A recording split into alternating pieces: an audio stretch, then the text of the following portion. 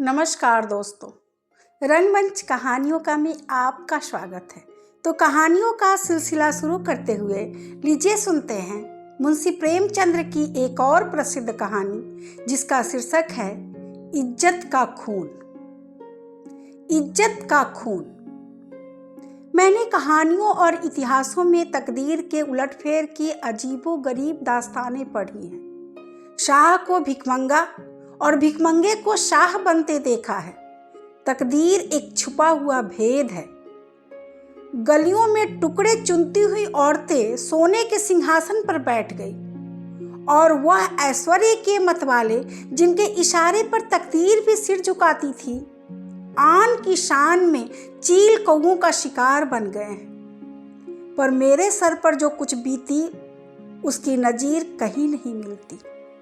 आह, उन घटनाओं को आज याद करती हूँ तो रोंगटे खड़े हो जाते हैं और हैरत होती है कि अब तक मैं क्यों और क्यों कर जिंदा हूँ। सौंदर्य लालसाओं का स्रोत है।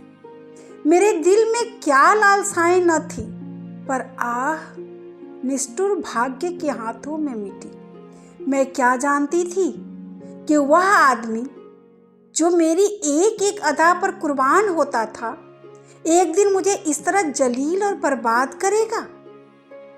आज 3 साल हुए जब मैंने इस घर में कदम रखा।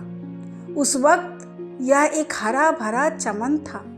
मैं इस चमन की बुलबुल थी, हवा में उड़ती फिरती, डालियों पर चहकती थी, फूलों पर सोती थी। सईद मेरा था, मैं सईद की थी। इस संगमरमर के हौज के किनारे हम मोहब्बत के पासे खेलते थे। तुम मेरी जान हो, मैं उनसे कहती थी। तुम मेरे दिलदार हो। हमारी जायदाद लंबी चौड़ी थी। जमाने की कोई फिक्र, जिंदगी का कोई गम न था। हमारे लिए जिंदगी सशरीर आनंद का एक अनंत चाह और बहार का तिलिस्म था, जिसमें मुरादें खिलती थी और खुशियां हंसती थी। जमाना हमारी इच्छाओं पर चलने वाला था। आसमान हमारी भलाई चाहता था और तकदीर हमारी साथी थी। एक दिन सईद ने आकर कहा, मेरी जान, मैं तुमसे एक विनती करने आया हूँ।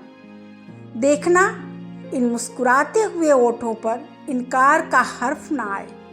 मैं चाहता हूँ कि अपनी सारी मलकियत, सारी जायदाद तुम्हारे नाम चढ़वा दूँ। मेरे लिए तुम्हारी मोहब्बत काफ़ी है। यही मेरे लिए सबसे बड़ी नेमत है। मैं अपनी हकीकत को मिटा देना चाहता हूँ। मैं चाहता हूँ कि दरवाजे तुम्हारे का फकीर बन करके रहूँ। तुम मेरी नूर जहाँ बन जाओ, मैं तुम्हारा सलीम बनूंगा और तुम्हारी मूंगे जैसी हथेली के प्याले हाथों पर उम्र बसर करूँगा। मेरी आंखें भर आई। खुशियां चोटी पर पहुंचकर आंसू की बूंद बन गई। पर अभी पूरा साल भी न गुजरा था कि मुझे सईद के मिजाज में कुछ तब्दीली नजर आने लगी। हमारी दरमियान कोई लड़ाई झगड़ा या बदमजगी न हुई थी, मगर अब वह सईद न था जिसे एक लम्हे के लिए भी मेरी जुदाई दूभर थी। वह अब रात की रात गायब रहता। उसकी आंखों में प्रेम की वह उमंग न थी, न अंदाजों में वह प्यास, न मिजाज में वह गर्मी। कुछ दिनों तक इस रूखेपन ने मुझे खूब रुलाया। मोहब्बत के मजे याद आकर तड़पा देते। मैंने पढ़ा था कि प्रेम अमर होता है। क्या वह स्रोत इतनी जल्दी सूख गया? आह, नहीं, वह अब किसी दूसरे चमन को शादाब करता था। आखिर मैं भी शहीद से आंखें चुराने लगी, बेदिली से नहीं, सिर्फ इसलिए कि अब मुझे उससे आंखें मिलाने की ताव न थी। उस देखते ही मोहब्बत के हजारों करिश्मे नजरों के सामने आ जाते और आंखें भर आती। मेरा दिल अब भी उसकी तरफ खींचता था। कभी कभी बेख्तियार जी चाहता कि उसके पैरों पर गिरूं और कहूं, मेरे दिलदार, यह बेरहमी क्यों? क्या तुमने मुझसे मुंह फेर लिया है? मुझसे क्या खता हुई। लेकिन इस स्वाभिमान का बुरा हो जो दीवार बनकर रास्ते में खड़ा हो जाता है। यहाँ तक कि धीरे धीरे दिल में भी मोहब्बत की जगह हसद ने ले ली। निराशा के धैर्य ने दिल को तस्कीन दी। मेरे लिए सईद अब बीते हुए बसंत का एक भूला हुआ गीत था। दिल की गर्मी ठंडी हो गई, प्रेम का दीपक बुझ गया। यही नहीं, उसकी इज्जत भी मेरे दिल से रुखसत हो गई। जिस आदमी के प्रेम के पवित्र मंदिर से मैल भरा हुआ हो, वह हरगिज इस योग्य नहीं कि मैं उसके लिए घुलूं और मरूं। एक रोज शाम के वक्त मैं अपने कमरे में पलंग पर पड़ी एक किस्सा पढ़ रही थी। तभी अचानक एक सुंदर स्त्री मेरे कमरे में आई। ऐसा मालूम हुआ कि जैसे कमरा जगमगा उठा। रूप की ज्योति ने दरो दीवार को रोशन कर दिया। गोया अभी सफेदी हुई है। उसकी अलंकृत शोभा, उसका खिला हुआ फूल जैसा लुभावना चेहरा, उसकी नसीली मिठास। किसी तारीफ करो, मुझ पर एक रौब सा छा गया। मेरा रूप का घमंड धूल में मिल गया है। मैं आश्चर्य में थी कि यह कौन रमणी है और यहाँ क्यों कर आई। बेख्तियार उठी कि उससे मिलूं और पूछूं कि सईद भी मुस्कुराता हुआ कमरे में आया। मैं समझ गई कि यह रमणी उसकी प्रेमिका है। मेरा गर्व जाग उठा। मैं उठी जरूर, पर शान से गर्दन उठाए हुए आंखों में हुस्न के रौब की जगह घृणा का भाव आ बैठा।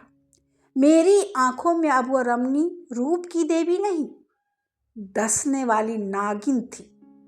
मैं फिर चारपाई पर बैठ गई और किताब खोलकर सामने रख ली। वह रमणी एक क्षण तक खड़ी मेरी तस्वीरों को देखती रही, तब कमरे से निकली। चलते वक्त उसने एक बार मेरी तरफ देखा। उसकी आंखों से अंगारे निकल रहे थे, जिनकी किरणों से हिंस प्रतिशोध की लाली झलक रही थी। मेरे दिल में सवाल पैदा हुआ, सईद इसे यहाँ क्यों लाया? क्या मेरा घमंड तोड़ने के लिए?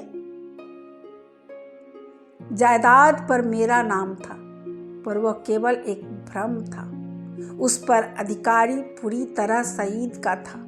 नौकर भी उसी को अपना मालिक समझते थे और अक्सर मेरे साथ ढिठाई से पेश आते। मैं सब्र के साथ जिंदगी के दिन काट रही थी। जब दिल में उमंगे न रही तब पीड़ा क्यों होती? सावन का महीना था। काली घटा छाई हुई थी और रिमझिम बूंदें पड़ रही थी। बगीचे पर हसद का अंधेरा और सिंहास दरख्तों पर जुगनुओं की चमक ऐसी मालूम होती थी जैसे कि उनके मुंह से चिंगारियां जैसी आहें निकल रही है। मैं देर तक हसद का यह तमाशा देखती रही। हीरे एक साथ चमकते थे और एक साथ बुझ जाते थे। गोया रोशनी की बाढ़ें छूट रही हैं। मुझे भी झूला झूलने और गाने का शौक हुआ। मौसम की हालातें हसद के मारे हुए दिलों पर बड़ी अपना जादू कर जाती है। बगीचे में एक गोल बंगला था। मैं उसमें आई और बरागदे की एक कड़ी में झूला डलवाकर झूलने लगी। मुझे आज मालूम हुआ कि निराशा में भी एक आध्यात्मिक आनंद होता है, जिसका हाल उसको नहीं मालूम, जिसकी इच्छा पूर्ण है। मैं चाव से मल्हार गाने लगी। सावन विरह और शोक का महीना है।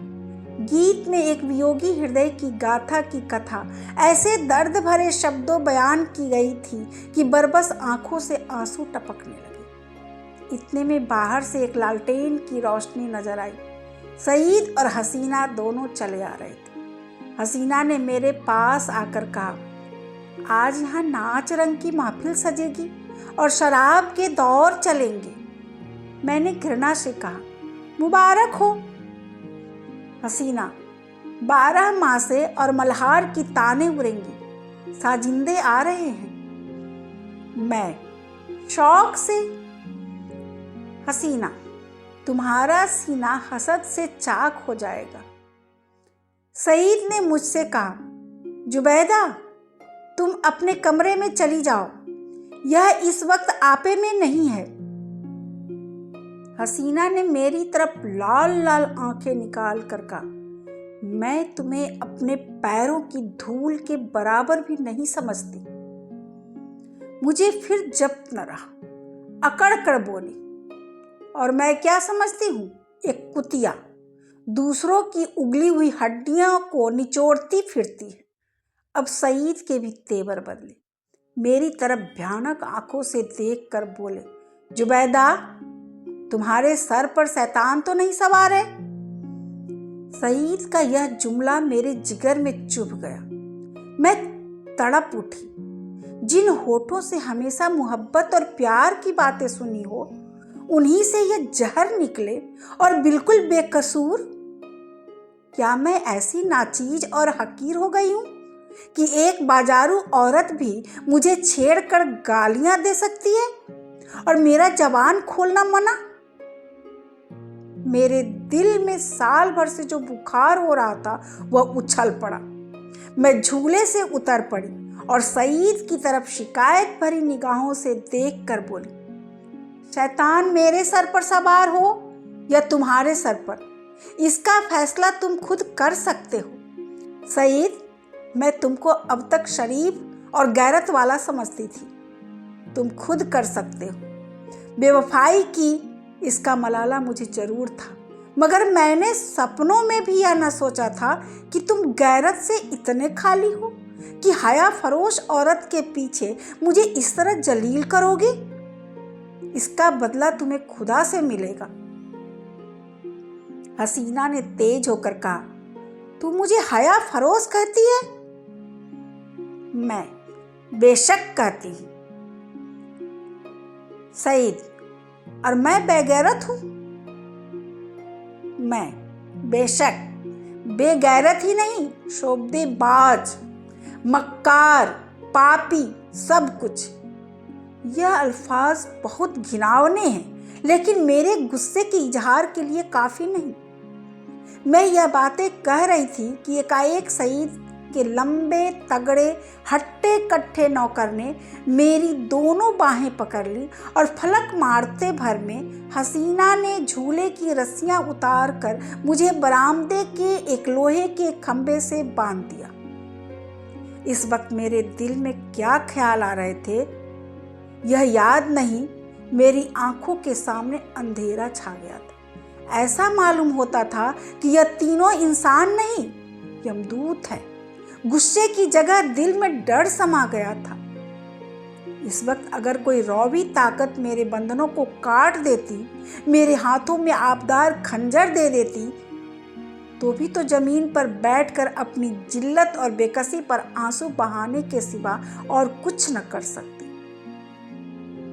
मुझे ख्याल आता था कि शायद खुदा की तरफ से मुझ पर यह कहर नाजिल हुआ है। शायद मेरी बेनमाजी और बेदीनी की यह सज़ा मिल रहा है। मैं अपनी पिछली ज़िंदगी पर निगाह डाल रही थी कि मुझसे कौन सी गलती हुई है जिसकी यह सज़ा है। मुझे इस हालत में छोड़कर तीनों सूरतें कमरे में चली गई। मैंने समझा मेरी सज़ा खत्म हुई, लेकिन क्या यह सब मुझे यूं ही बंधा रखेंगे? लौंडिया मुझे इस हालत में देख ले तो क्या कहे? नहीं, अब मैं इस घर में रहने के काबिल ही नहीं। मैं सोच रही थी कि क्या रस्सियां क्यों कर खोलूं, मगर अफसोस मुझे न मालूम था कि अभी तक जो मेरी गति हुई है वह आने वाली बेरहमियों का सिर्फ बयाना है। मैं अब तक न जानती थी कि वह छोटा आदमी कितना बेरहम, कितना कातिल है। मैं अपने दिल से बहस कर रही थी कि अपनी इस जिल्लत मुझ पर कहाँ तक है। अगर मैंने हसीना की उन दिल जलाने वाली बातों को जवाब न देती तो क्या यह नौबत ना आती? आती, और जरूर आती। वहाँ काली नागिन मुझे डसने का इरादा करके चली थी, इसलिए उसने ऐसे दिल दुखाने वाले लहजे में ही बात शुरू की थी। मैं गुस्से में आकर उसको लान तान करूं और मुझे जलील करने का बहाना मिल जाए। पानी जोर से बरसने लगा। बौछारों से मेरा सारा शरीर तर हो गया था। सामने गहरा अंधेरा था। मैं कान लगाए सुन रही थी कि अंदर क्या मिसकॉट हो रही है, मगर मेह की सनसनाहट के कारण आवाजें साफ न सुनाई देती थी। इतने लालटेन फिर से बरामदे में आई और तीनों डरावनी सूरतें फिर सामने आकर खड़ी हो गई। अब की उस खून पड़ी के हाथों में एक पतली सी कमची थी। उसके तेवर देखकर मेरा खून सर्द हो गया। उसकी आंखों में एक खून पीने वाली वहशत, एक कातिल पागलपन दिखाई दे रहा था। मेरी तरफ शरारत भरी नजरों से देखकर बोली, बेगम साहिबा, मैं तुम्हारी बदजबानियों का एक ऐसा सबक देना चाहती हूँ जो तुम्हें सारी उम्र याद रहे। और मेरे गुरु ने बतलाया है कि कमची से ज़्यादा देर तक ठहरने वाला और कोई सबक नहीं होता। यह कहकर उस जालिम ने मेरी पीठ पर एक कमची जोर से मारी। मैं तिलमिला गई। मालूम हुआ कि किसी ने पीठ पर आग की चिंगारी रख दी। मुझसे जब्त न हो सका। माँ बाप ने कभी फूल की छड़ी से भी ना मारा था। जोर से चीखे मार मार कर रोने लगी। स्वाभिमान, लज्जा सब लुप्त हो गई। कमची की डरावनी और रोशन असलियत के सामने और भावनाएं गायब हो गई। उन हिंदू देवियों के दिल शायद लोहे के होते होंगे जो अपनी आन पर आग में कूद पड़ती थी। मेरे दिल पर तो इस वक्त यही ख्याल छाया हुआ था कि इस मुसीबत से क्यों कर छुटकारा हो। सईद तस्वीर की तरह खामोश खड़ा था। मैं उसकी तरफ फरियाद की आंखों से देखकर बड़े विनती के स्वर में बोली, शहीद, खुदा के लिए मुझे इस जालिम से बचाओ। मैं तुम्हारे पैरों पड़ती हूँ। तुम मुझे जहर दे दो, खंजर से गर्दन काट लो, लेकिन यह मुसीबत सहने की मुझ में ताकत नहीं। उन दिलजोइयों को याद करो, मेरी मोहब्बत का याद करो। उसी के सदके उस वक्त मुझे इस अजीब से बचाओ। खुदा तुम्हें इसका इनाम देगा। सईद इन बातों से कुछ पिघला। हसीना की डरी हुई आंखों से देखकर बोला, जरीना, मेरे कहने से अब जाने दो। मेरी खातिर से इन पर रहम करो। जरीना तेज बदल कर बोली, तुम्हारी खातिर से सब कुछ कर सकती हूँ, गालियां नहीं बर्दाश्त कर सकती। सईद, क्या अभी तुम्हारे ख्याल में गालियों की काफी सजा नहीं हुई? जरीना, तब तो आपने मेरी इज्जत की खूब कद्र की। मैंने रानियों से चिलमिचाई उठवाई है। यह बेगम साहिबा है, किस ख्याल में? मैं इसे अगर कुछ छुरी से काटूं तब भी इसकी बदजबानियों का काफी सजा ना होगी। सईद, मुझसे अब यह जुल्म नहीं देखा जाता। जरीना, आंखें बंद कर लो। सईद, जरीना, गुस्सा ना दिलाओ। मैं कहता हूं अब इन्हें माफ करो। जरीना ने सईद को ऐसी हिकारत भरी आंखों से देखा गोया वह उसका गुलाम है। खुदा जाने उस पर उसने क्या मंत्र मार दिया था कि उसमें खानदानी गैरत और बड़ाई व इंसानियत का जरा भी एहसास बाकी न रहा था। वह शायद उसे गुस्से जैसे मर्दानास जज्बे के काबिल ही न समझती थी। हुलिया पहचानने वाले कितनी गलती करते हैं, क्योंकि दिखाई कुछ पड़ता है, अंदर कुछ होता है। बाहर के ऐसे सुंदर रूप के पर्दे में इतनी बेरहमी, इतनी निष्ठुरता, कोई शक नहीं, रूप हुलिया पहचानने की विद्या का दुश्मन है। बोली, अच्छा, तो अब आपको मुझ पर गुस्सा आने लगा? क्यों न हो, आखिर निकाह तो आपने बेगम ही से किया है। मैं तो हया फरोश कुतिया ही ठहरी।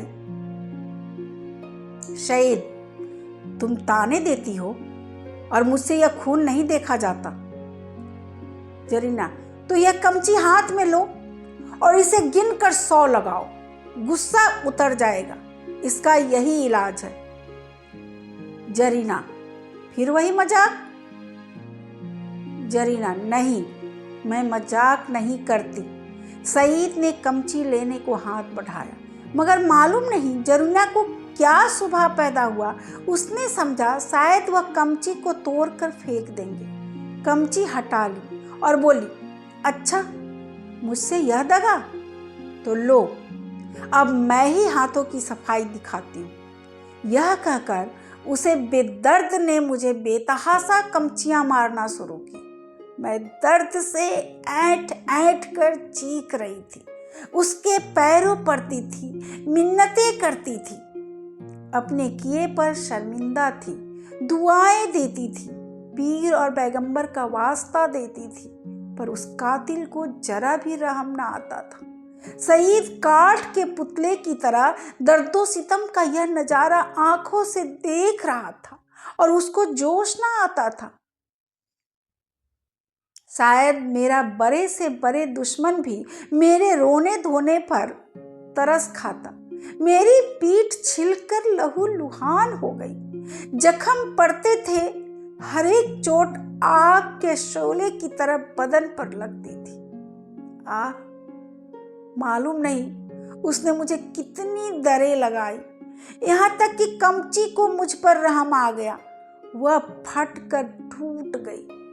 लकड़ी का कलेजा फट गया, मगर इंसान का दिल ना पिघला। मुझे इस तरह जलील और तबाह करके तीनों खबीस रूहें वहां से रुखसत हो गई। सईद के नौकर ने चलते वक्त मेरी रस्सियां खोल दी। मैं कहाँ जाती? उस घर में क्यों कर कदम रखती? मेरा सारा जिस्म नासूर हो रहा था, लेकिन दिल ने के फफोले उससे कहीं ज्यादा जानलेवा थे। सारा दिल फफोलों से भर उठा था। अच्छी भावनाओं के लिए भी जगह बाकी न रही थी। उस वक्त मैं किसी अंधे को कुएं में गिरते देखती तो मुझे हंसी आती, किसी यतीम का दर्दनाक रोना सुनती तो उसका मुंह चिढ़ाती। दिल की हालत में एक जबरदस्त इनकलाब हो गया था। मुझे गुस्सा न था, गम न था, मौत की आरजू न थी, यहाँ तक कि बदला लेने की भावना न थी। उस इंतहाई जिल्लत ने बदला लेने की इच्छा को भी खत्म कर दिया।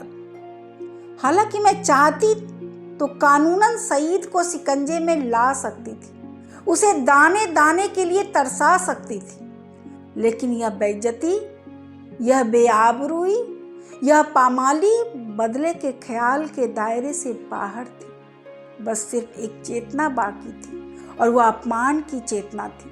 मैं हमेशा के लिए जलील हो गई। क्या यह दाग किसी तरह मिट सकता था? हरगिज नहीं। हाँ, वह छिपाया जा सकता था और उसकी एक ही सूरत थी कि जिल्लत के काले गड्ढे में गिर पड़ूं, ताकि सारे कपड़ों की स्याही इस स्याह दाग को छिपा दे। क्या इस घर से बियाबान अच्छा नहीं, जिसके पेंदे में एक बड़ा छेद हो गया हो? इस हालत में यही दलील मुझ पर छा गई। मैंने अपनी तबाही को और भी मुकम्मल, अपनी जिल्लत को और भी गहरा, आने काले चेहरों को और कभी काला करने का पक्का इरादा कर लिया। रात भर मैं वहीं पड़ी, कभी दर्द से कराती और कभी इन ख्यालात से उलझती रही। यह घातक इरादा हर क्षण मजबूत से और भी मजबूत होता जाता था। घर के किसी ने मेरी खबर न ली। पौ फटते ही मैं बागीचे से बाहर निकल आई। मालूम नहीं मेरी लाज शर्म कहाँ गायब हो गई थी। जो शख्स समुंदर में गोते खा चुका हो, उसे ताले तलैये का क्या डर। मैं जो दरो दीवार से शर्माती थी, इस वक्त शहर की गलियों में बेधड़क चली जा रही थी। चोर कहाँ? वहीं जहाँ जिल्लत की कद्र है, जहाँ किसी पर कोई हंसने वाला नहीं है, जहाँ हया बिकती है और शर्म लूटती है। इसके तीसरे दिन रूप की मंडी के एक हिस्से में एक ऊंचे कोठे पर बैठी हुई मैं उस मंडी की सैर कर रही थी। शाम का वक्त था। नीचे सड़क पर आदमियों की ऐसी भीड़ थी कि कंधे से कंधा छिलता था। आज सावन का मेला था। लोग साफ सुथरे कपड़े पहनकर कतार की कतार दरिया की तरफ जा रहे थे। हमारे बाजार की बेशकीमती जींस भी आज नदी के किनारे सजी हुई थी। कहीं हसीनों के झूले थे, कहीं सावन की मीत, लेकिन मुझे इस बाजार की सैर दरिया के किनारे से ज़्यादा पुरलुत्फ मालूम होती थी।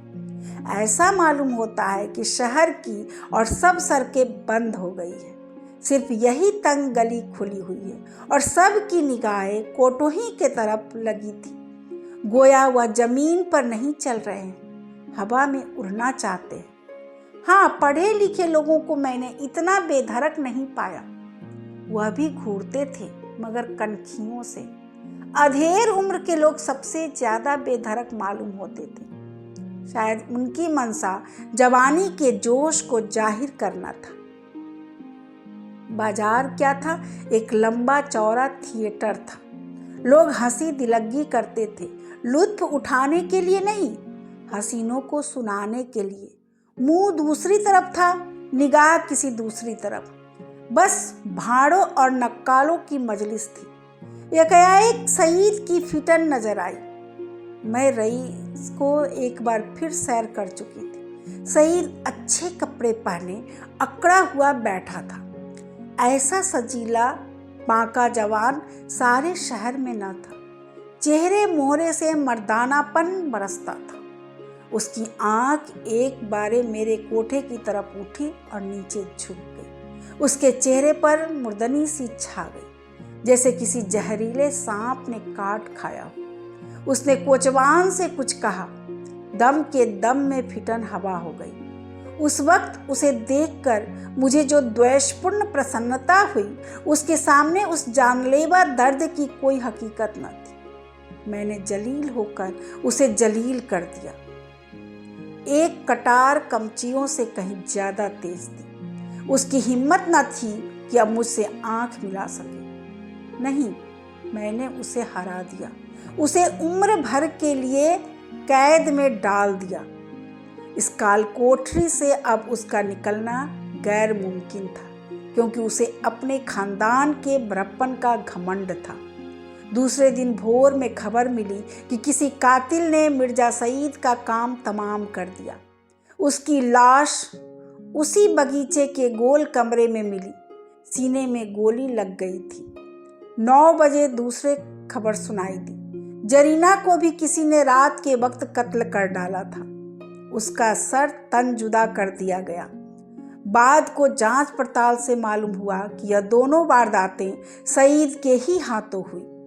उसने पहले जरीना को उसके मकान पर कत्ल किया और तब अपने घर आकर अपने सीने में गोली मारी। इस मर्दाना गैरतमंदी ने सईद की मोहब्बत मेरे दिल में ताज़ा कर दी। शाम के वक्त मैं अपने मकान पर पहुंच गई।